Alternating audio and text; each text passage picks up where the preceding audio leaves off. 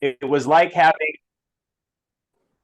it was like having, like a teacher just talk to me, right? Just having the philosophy given directly to me. The intention was to put it on YouTube, but I was just absorbing it all, and because I was the witness, she was just looking at me almost the whole time, unless Manoj would cough or laugh or something like that to distract her. So I was able to take in an awful lot, and then she left, and I haven't gone back to any actual Vedanta teachings. But what I have been finding, lately is those moments where I go, now it makes sense. She's been gone for 2 years, but now something happens with real life, with, those kinds of things that I go, now it makes sense. And one of those things that before I leave, I just want to point out is in her lineage, the devotion to the guru is a big deal. And I come from the Western mindset and a definite kind of atheistic upbringing. I was surrounded by Mormons and Christians, and I did not resonate with that vibe at the time because I would see them not following the rules that they were supposed to follow, right? So, I mean, the lady across the street, her husband was the Mormon, I don't know what the terminology is, but he was like one of the preachers, like one of the main guys. And she was setting her children up with smoking weed and drinking caffeine all the time. So I knew that there was some subtle stuff going on, going as a child. So I didn't buy into the guru thing. Jyoti would say you should devote yourself to a guru, and I would just be like, nope, I can't get into that. But now I'm starting to understand what it really means. And I think is it bhajate? Is that the Sanskrit word? Say that. Is it bhajate? Where you're like the devotional service or devotional worship? Is that the word I'm thinking of, or is it a different word? I mean, anyway, the point is, I was doing one of my philosophy things, and I came across this Sanskrit word, and it was talking about this devotional service or worship that you give to the guru. And I started to understand what it was. It's like putting the faith that their teachings will. Shraddha. What was it? Shraddha. Faith. There you go. So putting the faith that the teachings will seep in, putting the faith that eventually the transformation, if you want to call that, will occur. That's and it's true. Taken me several years for me to start to recognize, oh, there's transformation actually happening, right? It's not in the moment, but later on it's happening. And so I just want to point that out because Manoj has offered me the same things. I mean, I've been sticking around with him for a long time and absorbing these stories and these mythologies, and they just seem to grow and develop and evolve to where last night I was talking with a friend when Manoj was having his the Zoom call last night, and I was watching an astrology video with a friend of mine, and I was seeing the symbols in what this person was putting on the screen, and I was telling it to my friend, and she's like, I don't know how you saw that. And I'm like, well, because I've been with Manoj for several years. And so when you start to stare at these murtis and you go to these, the temples and you see the symbols, it seeps in, and then eventually it just kind of blossoms and you go, oh man, it's like a whole language. So Kurt, something, go ahead, finish your thought. That's it. So right on, brother, because what happens Devika, please mute yourself. We can hear you when you chat. Sorry. And don't bring the camera don't bring it to your bedroom. Yeah, this is a PG-13 podcast. The teachings are not momentary. It kind of seeps through. Not having Jyoti around and teaching, because that was amazing. I miss her most as a teacher. But I see it in day-to-day life, in pickleball, in the grocery store, in anything we do. These teachings are still around. And when it comes to the guru, I know many of you have heard Jyoti, you touch the feet of the guru. It's the same with Shiva's feet. You touch the feet. What that represents is not the physical feet. It represents a big tradition where these teachings are part of. It's called Sanatana Dharma, the traditions of the truth, Okay. So this pilgrimage is not like a one-off deal. It will seep and stay with you your whole life. And having the surrender makes it a lot easier. You don't even have to surrender. You can go kicking and screaming like, Kurt sometimes we've had to drag Kurt. But it does work.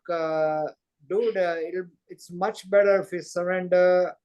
There's a lot of experimental evidence. As a scientist and a healthy skeptic, I'm going to talk about evidence a lot in this pilgrimage. Is there anything else you want to add, share, Kurt? These are great observations. Okay, I want to welcome my good friend Julia, another millennial from Oregon. You there, Julia?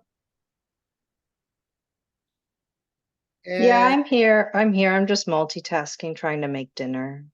okay, that's fine. There you go. So I'm going to just launch into the goddess. Okay, I'm not good at with small talk. I don't know how we did all this. And please ask questions as we go along on anything. Okay. So as I said, this whole philosophy is condensed to me and mine. Okay. So all the practices is for tackling the mind. There's a lot of attachment we have. And Buddha was right. The root cause of misery is attachment. The root cause of depression is attachment. Okay. And then the me is tackled by the philosophy and what's called meditation associated with the philosophy. So it's both. Now, I can tell you the whole philosophy in literally 2 minutes. But will you really sit with it? No. Because when you just tell facts, studies have shown 1 or 2 areas of your brain lights up. But when you tell a story, that's why all these deities come in. As much as 20 areas in your brain lights up. That's the power of storytelling. And there's a phenomena called mirror neurons, neurocoupling. When I tell a story, the same areas, neurons in your brain lights up as mine. But when it's spiritual neurocoupling, areas in your brain lights up before I say that. In other words, you know what I'm going to say before I do. That's the true oneness. That's what happens when we're truly together. So we're now getting into the goddess. Okay, so please close your eyes. And let's do a little centering. Even the moon landing by India, that point where it landed was anointed by Prime Minister Modi as Shiva Shakti.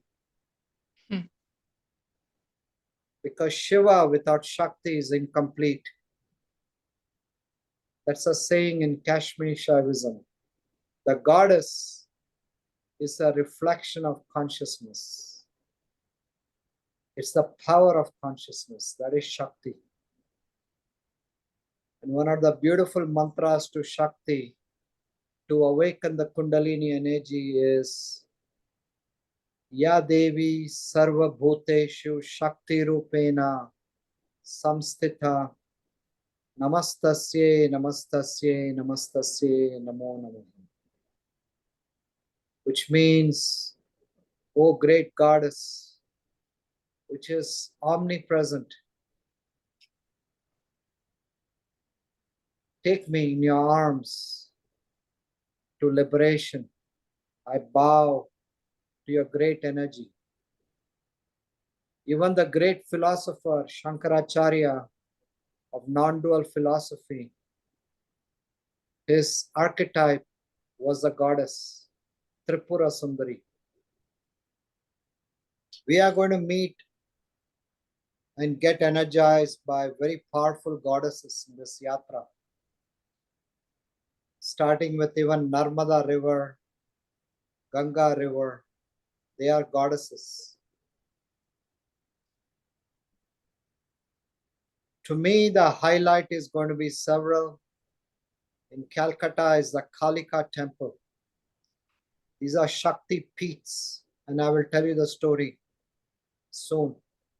These are energized Shakti places. And Kalika is where the toe of Shakti fell down. Extremely powerful, massive change can happen, transformation. Randy sent me a video on this Himalayan mystic. He went to many Jyotirlingas, the 12 of them, Shiva Lingas. He studied philosophy, but he was of the opinion that only the worship of Kali and truly understanding Kali gives you full liberation. That is enlightenment. Kali helps you with both the mind and the me. Extremely powerful. So when you actually bow down to her feet and touch her feet and gaze at her for even a second, that can transform you.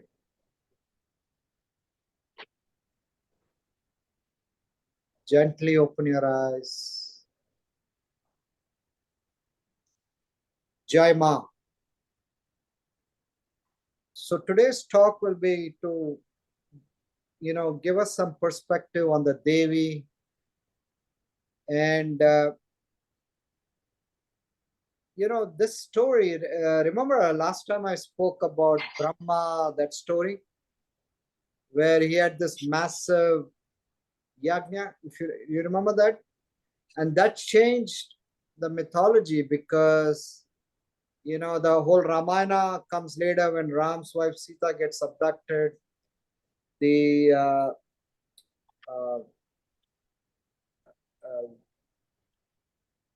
She cursed Vishnu, Saraswati cursed Vishnu. She cursed Shiva that he will lose his wife. This is a similar story. Okay, this has changed not only mythology, even philosophy. Okay, so earlier you had the Vedic period where the deities were all nature: air, earth, wind, fire, and water. Yeah, what was that group? Earth, wind, and fire, right? And it shifted to more Puranic deities, which is Brahma, Shiva, Vishnu, and more importantly, the goddess. Okay, because of this one big incident that happened. And I would like as a group to kind of brainstorm and come up to some conclusions as to what is the main one or two takeaways from the story. Okay, so I'm sure Christine, she's been studying the goddess many years with Devadatta Kali as well as Laura Amazzoni, a very popular goddess teacher from Los Angeles. I know Laura well. Christine can relate to the story. It's about Daksha's sacrifice. Anyone heard of Daksha's sacrifice?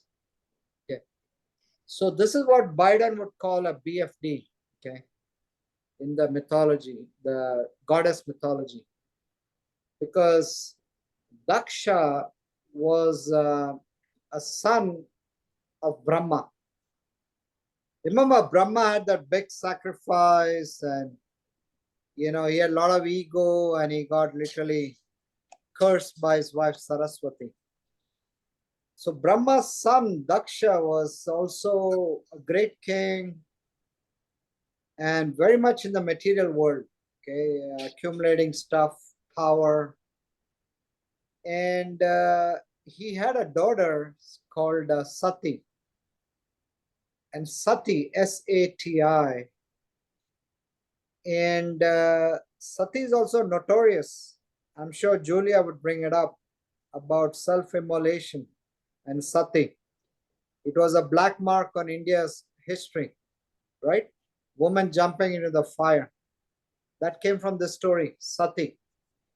But that wasn't the intent of the story. So Brahma had a daughter, Sati, who actually fell in love with Shiva. And Shiva is like the ultimate ascetic. He has long hair, dreads, and he's really outside the mainstream world, okay? The world of possessions, power, mortgages, finding a parking spot in Costco. All this doesn't appeal to Shiva. Okay. Shiva doesn't give a shit about the world. He is more an observer. So look at the metaphor in our lives. We have an observer within us, the witnessing consciousness. Okay? And Shiva prefers to be that way. And Sati was drawn to him. So Sati goes up to him and says, I want to marry you. Shiva said, I don't have a house. I don't have a kingdom. I don't have a big yoga community who follows me. I don't even have a YouTube channel, no social media. Sati said, I'm fine. Shiva said, I'm not into, the whole relationship. I'm not into driving and fighting traffic over Thanksgiving and fighting with family. Sati said, I'm down with that. Shiva said, I prefer being an observer. Sati said, I will join you being an observer. And they kind of elope and get married, okay? Because Sati's father, Daksha, he disapproved of Shiva. Because Shiva is this dude, who's his own man. He has all these dreads. He has a big gang called Ganas, the Gauls, the Ghosts. Pretty crazy dudes. They all hang out together. They are outside the grid. And he doesn't have a real job, right? So as a dad, if my daughter connects with someone, without a real job, I'm going to have some thoughts, right? So there's a part of Daksha which was, a little concerned, but he was also very egotistic. He didn't understand that his daughter truly gets Shiva. Shiva is a very strong spiritual energy of consciousness within us. But Shiva without Shakti is incomplete. Okay. So that's why they got together. And Brahma, the creator, who's Daksha's dad, had a huge yajna, sacrifice. And Shiva and Sati both attended. And everybody stood up because Shiva and Sati is still the daughter of Daksha. And at the end, Daksha comes in making a grand entrance. And everyone stood up. So in the Indian tradition, when you meet a sage, and we are going to meet also women sages on this trip, you stand up as a gesture of respect. It's there in all traditions, right? You don't want to sit down and so everyone stood up when Daksha came except Shiva and Sati. Because Shiva doesn't give a shit, right? He doesn't give a shit about norms. And he also felt that Daksha had a lot of ego. So Shiva's into chopping ego,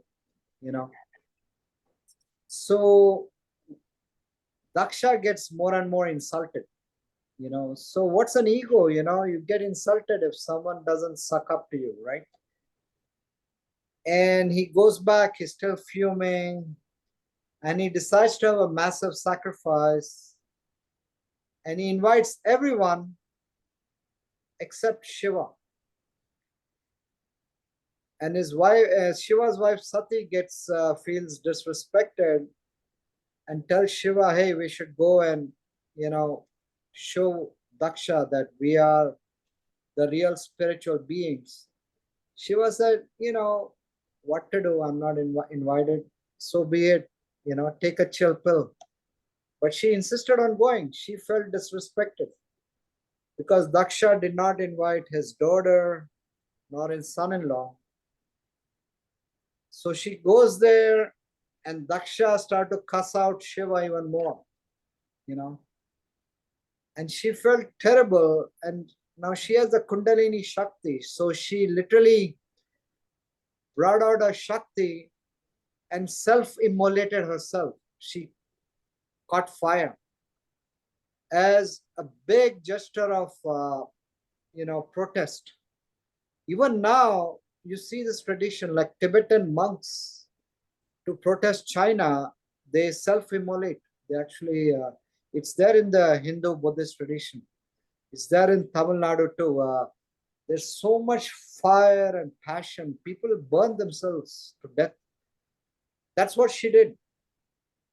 And Shiva, the whole time, is like, pretty chill guy, not that attached. But he learns his wife Sati commits the fire sacrifice. And that's been misinterpreted, right? Like the woman in India, like they've jumped into the fire when the husband passes away. That's a total misinterpretation in the past. And it's not there anymore. Okay. Look, India is like, people don't realize it's a very modern, vibrant economy despite the poverty. There are 108 unicorns in India. Shane, you are in high tech. You know what a unicorn is? These are companies start up with a $1 billion valuation. 108 of them. There are space startups coming because of the space landing, like SpaceX. So the old practices are there just in the, in the history. But the modern India is very different. It has evolved, into science, technology, even spirituality. So Shiva gets very mad. His wife has self-immolated herself. So from his hair, he puts a strand of hair on the ground. And from that comes this fierce deity called Veerabhadra. Veerabhadra. And that deity is a fierce form of Shiva, and he goes to this massive sacrifice that's still going on. And he goes with his ghouls, ghosts, dwarves, his posse. And he starts to destroy everything. And he literally decapitates Daksha. But it really doesn't cool him down. He's still suffering. His wife is dead. So he holds his wife and he's like miserable. He's literally miserable, And the world, he does this dance of what is called Tandava, destruction. The world starts to get destroyed. Okay? Shiva's the destroyer. So Vishnu holds a chakra, the wheel. Sudarshan chakra. Su is happy. Darshan means gaze. Sudarshan means happy gaze. When you look at that Vishnu, get a happy gaze. There was a play in Los Angeles called as Vishnu Dreams. So we're all living in a dream of Vishnu. That's a chakra. So he used the chakra and breaks Sati's body into 51 parts. And they fell all over India. And they became Shakti peaks, the energy powerhouses of Shakti. And we're going to several of them in this yatra. Very powerful energy places of the goddess. Temples have been created. 51 symbolizes 51 letters of the Sanskrit alphabet. But the story continues. They still needed to finish that sacrifice. It's for world peace. And the dude is beheaded, the main dude, Daksha. So what Shiva does is replace that head with the head of a goat, to tell the world that, having so much ego leads to downfall. That's a big message here. A goat is used for sacrifice in the fire ritual. Here he has replaced the king's head with a goat head. Okay. We are actually going to that temple of Daksha with a goat head for the pre-yatra. That's in Haridwar. That's like far out. You see a deity with a goat head, And there's 10 Kalis there, 10 the 10 doorways of knowledge. There are 10 Kalis which are far out. So I'm going to ask you all, what do you think is, this story is like a mythology, right? But there's always some truths here, right? like Christina and I talked about it. There's a saying by one of the mythology teachers: myths are lies that exposes greater truths about ourselves, right? Even Joseph Campbell used to say that. So my question to you all is, what can we take away from the story?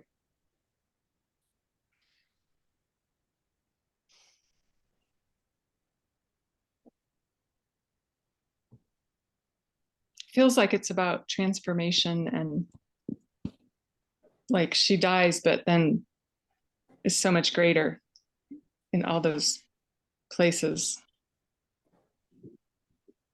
Absolutely. Massive transformation, not just, it's like world transformation. Because the Vedic times until then did not put emphasis on the goddess. The paganistic tradition of the goddess worship largely came from, this was the origin story for many paganistic rituals. Because in the next life, Sati became Parvati and she gets married again to Shiva. So even if you don't accomplish what you want this life, there's always a next life. Yeah? And Shiva was meditating and she tried to get Shiva's attention and she couldn't. And she had Cupid hit an arrow at Shiva, and Shiva wakes up and he gets mad and he incinerates Cupid. You know, the name for Cupid in Sanskrit is Kamadeva. And my name, Manoj, is another name for Kamadeva. So I'm like Cupid, although with a 0% success rate though. Yeah. None of the people I've tried to get together have really worked. So I'm glad you got someone on your own, Devika. That's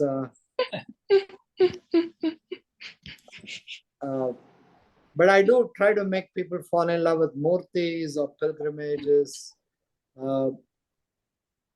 So, and Parvati has Ganesh and Murugan has a son. So, yes, you have a great point. It's about massive transformation. Yes. Anyone else? What's the takeaway from this story?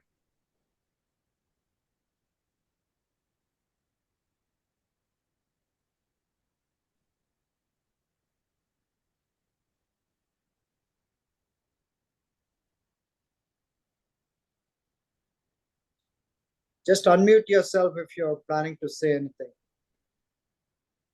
So I'm going to share one kind of personal takeaway. Like Beth is like Mahashakti of our ashram. She comes to many events. And, you know, I do these yoga events. I know I've seen Christine. I saw you, Laurie, in the Hanuman Festival in Boulder. I haven't seen Julia. I think Julia, well, I did see you first at the Ashtanga. So it's a very, in my opinion, a very, like having these yoga festivals is a like an American phenomenon, you know, because you go to these pilgrimage spots, there's festivals going around. I mean, they all the time. And then you have special events like Diwali, which is based on like mythology. There's no like teachers wanting to teach, you know. So when I go to festivals here, I have to laugh inside a bit because I see all these teachers like trying to jostle to get a teaching spot. And I'm, you know, I'm a teacher too. I'm dissing myself too. But at the same time, especially at this Bhakti Fest, I'm going to two of them coming up from next month. You see teachers, you know, it's very hard. I get it. You know, please take this criticism lightly. It's a bit of a holier than thou attitude. You know, that I'm spiritual, I'm above everyone, I'm enlightened, and you're not. And you look at their eyes, they speak slowly and profoundly. and their eyes are like glazed, all like glazed out look. I have a term for that. It's called pretender Nanda. So Daksha, the father of Sati, he had a lot of ego and a lot of jealousy and greed. But he was also a pretender Nanda, that he would have this big sacrifice and show the gods that is very spiritual. Okay. So can you just be a normal guy? That's the thing. Without all this, there's a tendency to kind of show off. It's called spiritual showing off. Yeah, that's my takeaway. And the other obviously is ego. So Shiva chops his head off, removing the ego. The ego is here. The ego we feel is the back of our mind. So the entire goddess tradition, Shakti, came from here. And there's so many great teachers on the goddess. I actually want to meet women saints in India. Even if they have passed away, like Anandamayi Ma, very powerful saint in Omkareshwar. We are going to try to meet women saints in all three places, Narmada River, Varanasi, and Kolkata. Okay. But there are many women, great Shakti teachers here. And I also want to acknowledge Christine. She's been studying and practicing on the goddess path. So anything you want to share with the group, including some Shakti movement, I deeply appreciate that, Christine. Thank you. I feel like the more I learn, the less I know. So I feel very humbled by everything that I take in, all the teachers I've been working with, and I've been diving into the goddess because it's been so, it just has meant so much to my life, and it relates so sustainably to the now. Like Manoj was talking about how the goddesses represent nature, and they represent the divine feminine. And these are things that we've been ignoring for so long culturally, that we are expressing and experiencing these Devis, these myths, then we are acknowledging again the divine feminine and nature itself, and we've been disregarding it for so long that it really speaks to me in this time, for us to take care of ourselves and learn about the Devi, and to just express the divine feminine in a different way than our culture is. And oh yeah, I feel like I know nothing. The more I know, the less I know. But I feel, and my last 2 years have been very much of a deep personal dive. I've been working on some sadhanas and some personal self-discovery with the Devi that isn't necessarily in relation to these stories. But another thing that I was thinking of while Manoj was talking was how we think so much about these stories with our minds, and the Devi and the Devas all have mantras, which are them. They represent them. And I have to say that all the teachers I've been studying with are Shakta Tantra teachers. So some of the things that I've learned might be a little different than some of the other lineages. But we also have the yantras, right? The yantras are the visual interpretation that are the Devi or the Deva. And I'm not a classical Indian dancer, but I am a dancer, and I love to express a little bit of the feeling of Shakti versus just us talking about it and telling the stories about it. And we've been on for almost an hour, so it might be fun for everybody just to get up and move a little bit. And so if you're into it, you don't need much room, and you can always turn your screen off so you don't have to be seen by anyone, but we'll just take like 5 minutes to kind of move and shake it out a little bit because Manoj asked me to do that. So I am going to see if my music will play because it kind of helps. And we're not going to do anything, you know, traditional, like I said, but we can get kind of the sense of the oh, that light. It's not gonna work. Here, let me just adjust this. Sorry. So that that's not so. Yeah, I We need can to get a see new you light just- in here. What? We can still see you well. Good. And I don't know if this will translate. It doesn't really matter. So if you want to stand up and just have like a circle of space around your body, I'm actually going to take my sword and we can pretend we're not really going to embody the Devi, but in a way we want to feel the sense of Shakti. So I'm just going to take this and you can use your hand to just cut away the illusion, the ego, the things that are afflictions that are impeding our lives, right? So we kind of clear the space for our movement. And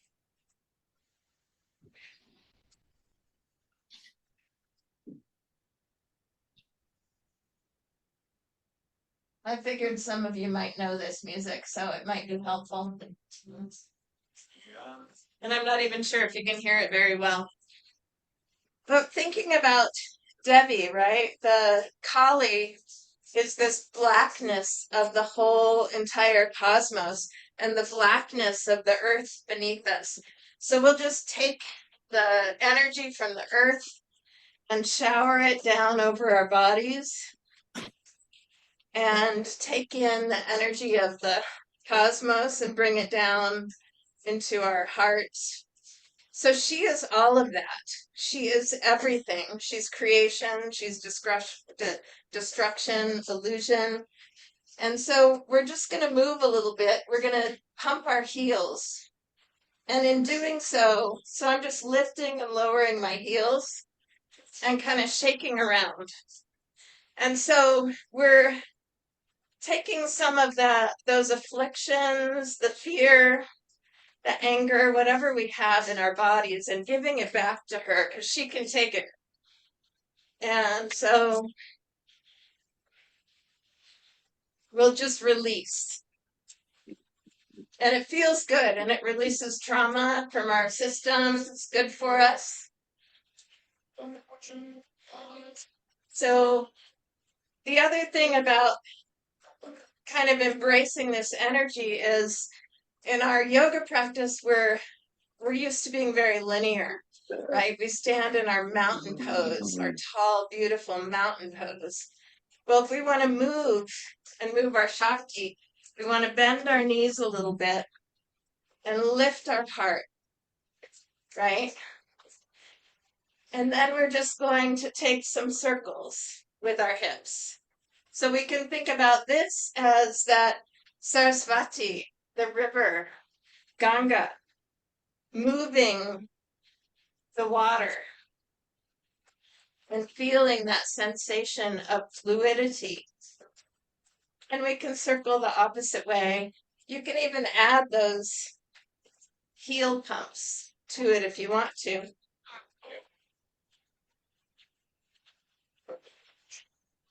And maybe shake out your hands. And then we're going to bring in that energy of Shakti into our system with our hands and push away the illusion, things that impede us, and draw in and push out. So you can just kind of get a little free with your hands, pushing away and bringing in. And just notice how you're feeling, you know? We can just shake our hips a little bit. So this is only possible with our knees bent. If our legs are straight, we can't really move the body, so we bend the knees and just bend and straighten your knees and start to feel in your hips. And you can make it even a little more vibrational and just pump your knees and shake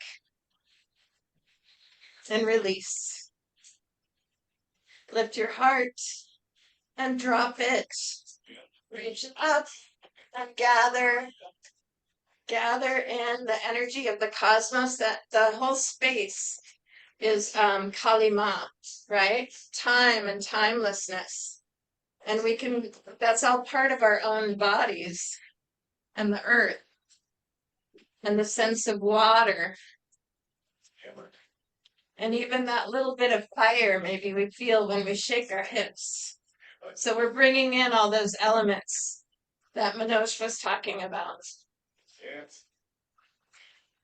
And you can even take some circles and just feel the flow, a little Shakti flow. Shake out the hands. And we'll sit back down. It probably felt good just to get up and move a little bit, hopefully. I'm hoping we can come back to our screen. I'm going to turn that off.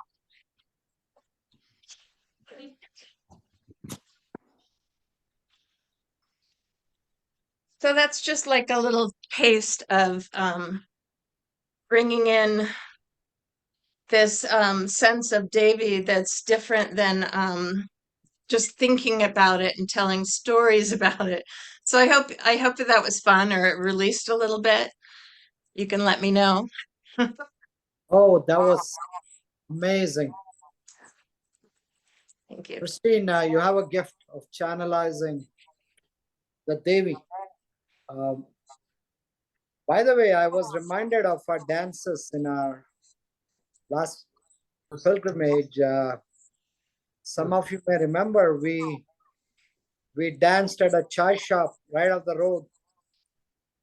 And we also danced in the hotel lobby. Remember, Devika? And we danced in the temple with the kirtan. So in the Indian tradition, the gods dance, right? You see the dancing Shiva. You see Kali dancing. I have a dancing Saraswati.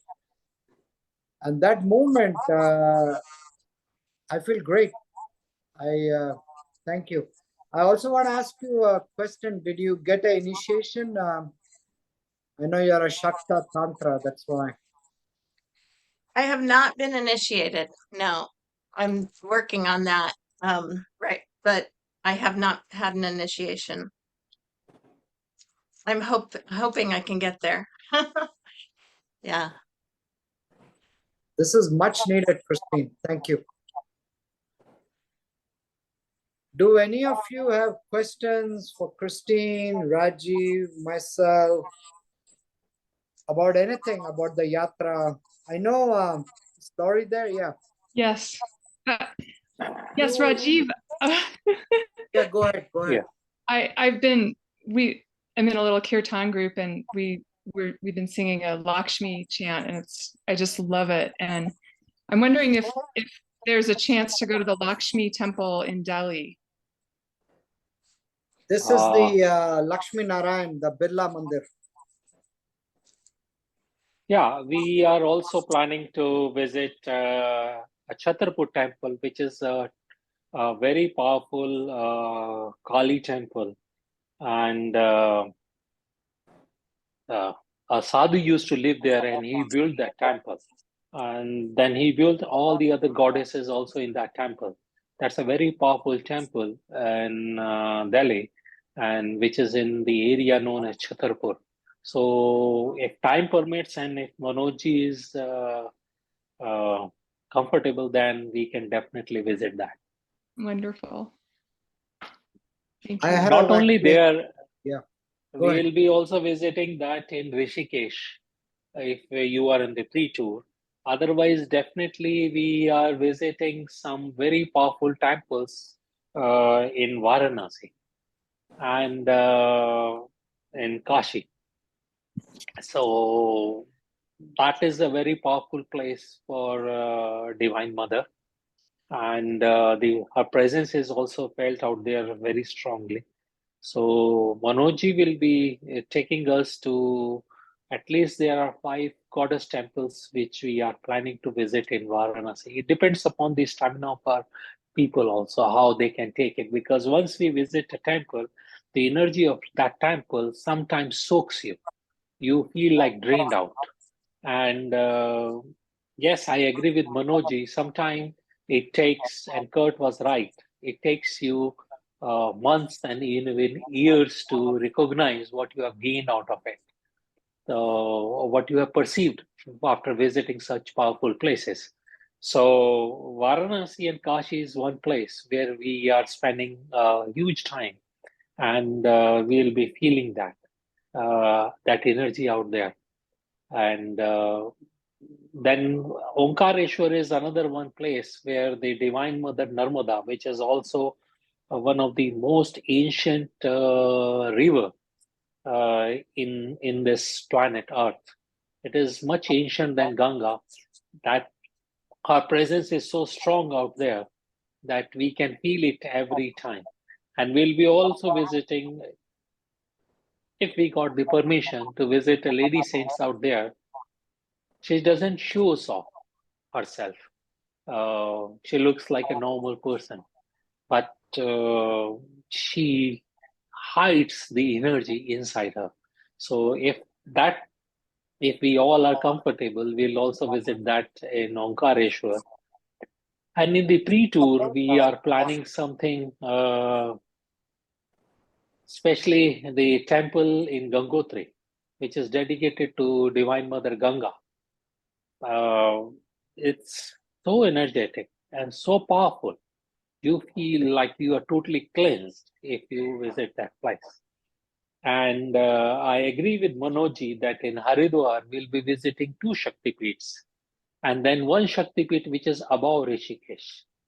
So everything depends upon us because it's a small group, it's not a large group. Manojji has purposely made it small so that we can perceive all what he's teaching as well as we can enjoy the visit at those spiritual auspicious places. So it depends upon that. But I'm looking forward to it. Definitely will visiting Lakshmi Temple. And yes, the Divine Mother is there. That's the reason this trip is happening because I've seen the changes, how Mother Divine has changed the itinerary. And Manojji and me, we were working from last 1 year, and the things were not moving the way it was. But the moment we went on the right itinerary at right time, things started moving so effortlessly, so smoothly, like your dance. I was watching it. It was like channelizing the energy, like what the energy which was stuck in our body was free flowing energy. So that's exactly what happened with our itinerary, where Manojji and me things started moving. And I hope we'll have a great time. So there is a phenomenon called temple doubt, which is when you see too many temples, 2 things happen. It becomes a blur. Things kind of just, you don't know which one ends, which one starts. And the other thing is, you don't feel like going to more temples. It sounds like we can make all the plans, but when we go there, there's an energy. There's also a group energy. I will feel the group, really important. It's not just temples. We are going by rivers, ashrams, meeting sages, going on roadsides, walking by bazaars.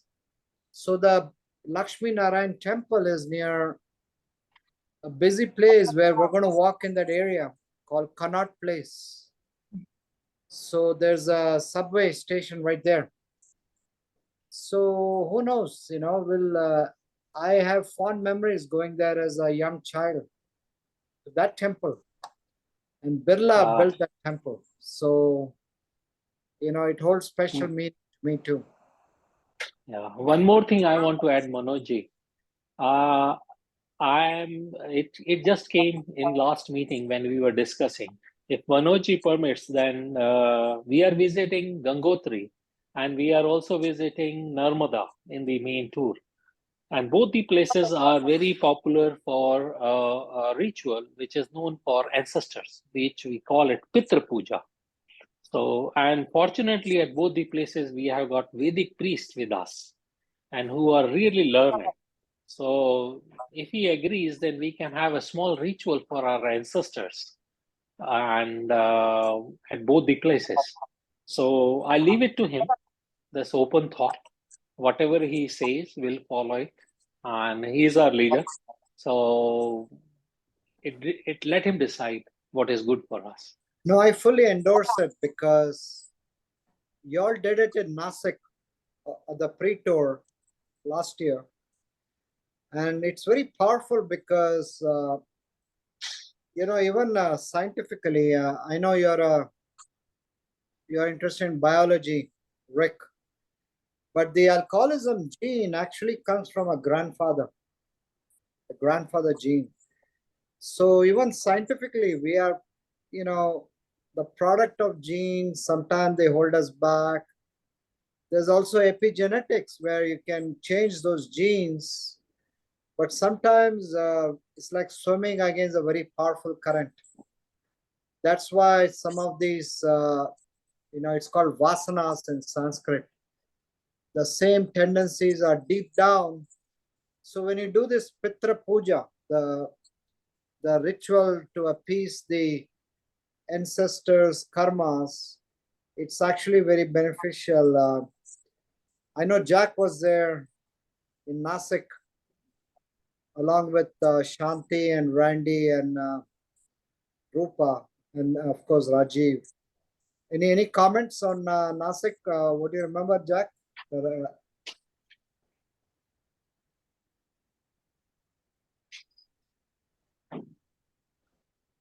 Yeah, he'll tell us when he's back on screen. So absolutely, I endorse it. We have enough flexibility to do all this. Manoj, can I make a hard pivot and ask something completely random about the trip? I love random and hard pivot. Can we get our naughty scrolls read? Is there time for naughty scrolls on the itinerary? I want to know everything. I want no surprises in my life. So I tried that last December, and we even had the Nadi guy Ashokji come and stay with us at the hotel. We paid for him, and he spent like literally 4 or 5 days. And man, a few people got their scrolls. Okay, they were in cloud 9. It takes so much time per person. It takes 3-4 hours a person. It kind of threw off the whole energy of the group. 10% of the group got their scrolls, and this was in South India. What Babanand wants to do is he asked for a Jyotish astrologer reading, which is a bit comparable. Okay, and I talked to Rajiv and he's going to organize that. So I'm open to that. For the Nadi, I'm going to show you where to go, but you go on your own because it just drained everyone's time because everyone has to wait for you few hours. Yeah, that's okay. Can I add on one thing, Manojji? Yeah. If she is really keen on that, then I'll suggest that she comes 1 or 2 days earlier to Delhi. And in close to Delhi, in Gurugram, there is a Nadi astrologer. Agastya Nadi is there. And he's really good. And we can arrange that for you. But on the main trip, I don't think it's possible to have a Nadi because mostly we are traveling in North India. And North India Nadi is not that popular. But they have Vedic, their Bego is there. Then there is a Vedic astrologers are there, and There are very good Vedic astrologers in North India. That's exactly what I'm planning for Bhavananda. And you can also have an experience of that. But if you are keen in totally on a Nadi, then my suggestion is come 1 or 2 days earlier in Delhi, and we can arrange for you, which is very close, something half an hour drive from your hotel, and you can visit him, and we can arrange the appointment. You can.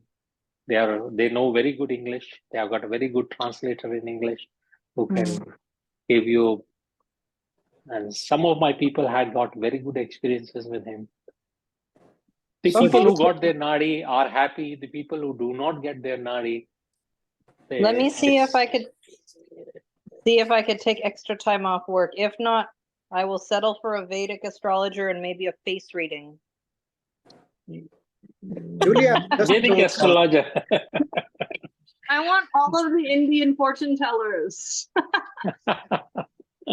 yeah, I'm reading your face now, Julia. You seem pretty. Is she coming on a pre-tour, Manojji? No, she has a job Oh. and hard to get away. Okay, I understand. But Julia, I just to understand. let you know, Rajiv ji is actually a deep astrologer who doesn't really say he's an astrologer. Okay, No, he's a very I'm the humble student. guy, No. and he knows a lot of astrologers. I mean, he has come to astrology conference in America. So I think you're in good hands. If you're able to come a day early, that's fine. If not, during the trip, Even at the end of the trip, if she has got a 1 extra day in the end, even then she can do that.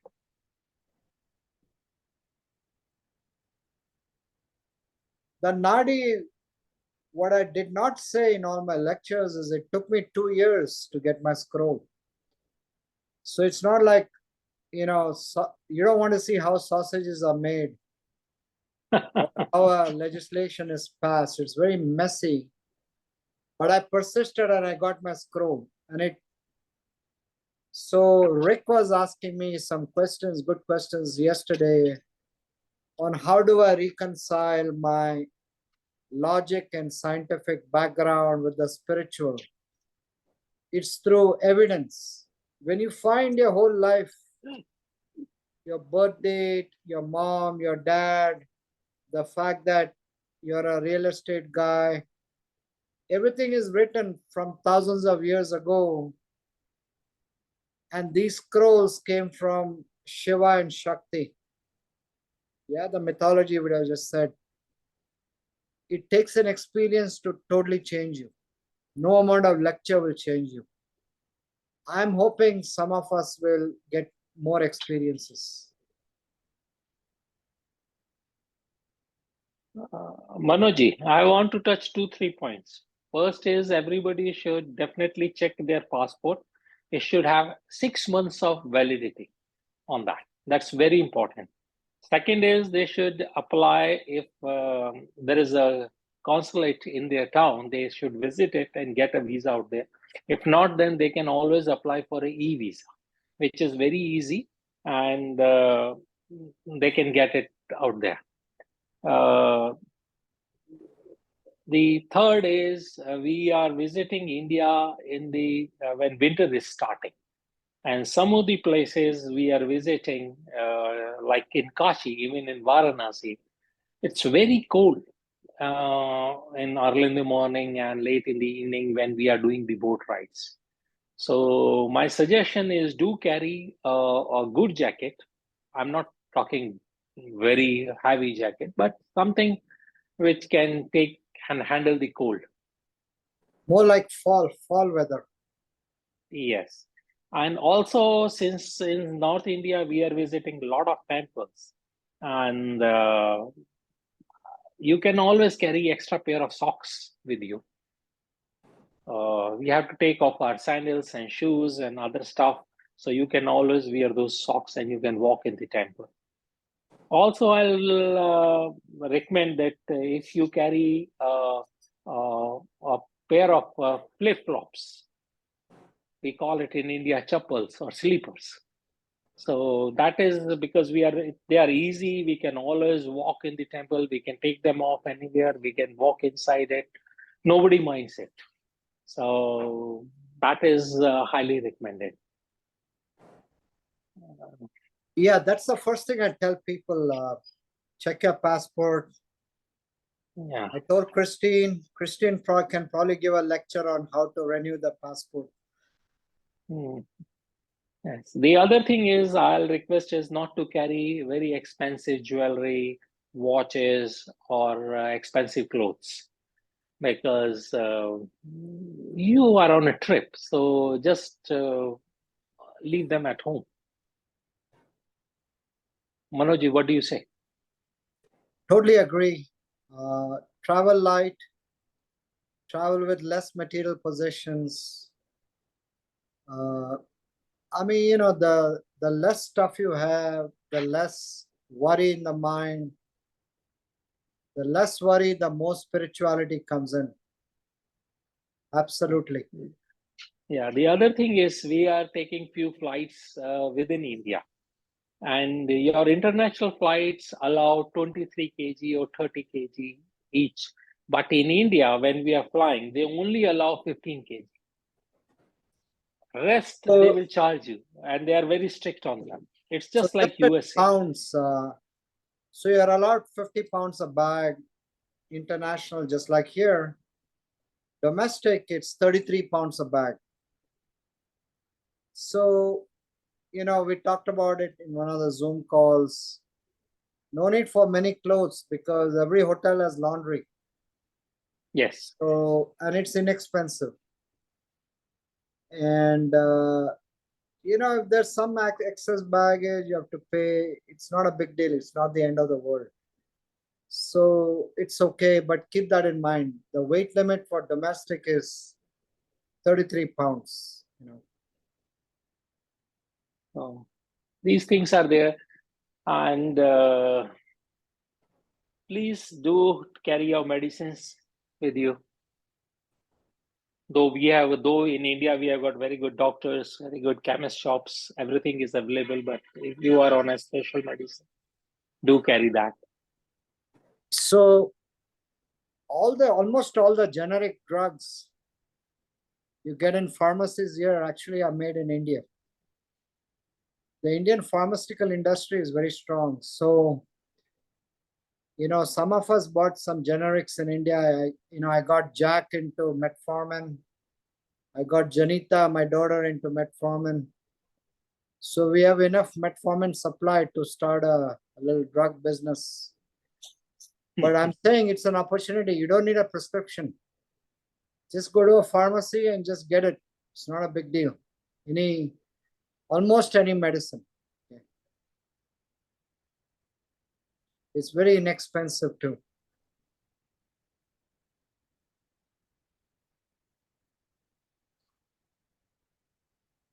Any other questions? So we spent an hour and 20 minutes. I want to thank you.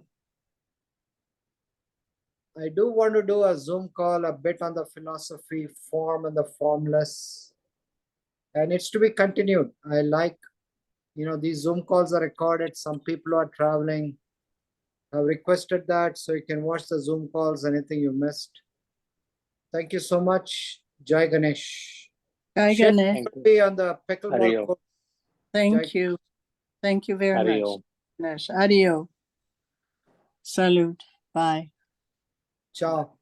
Ciao, ciao. How do I get rid of them?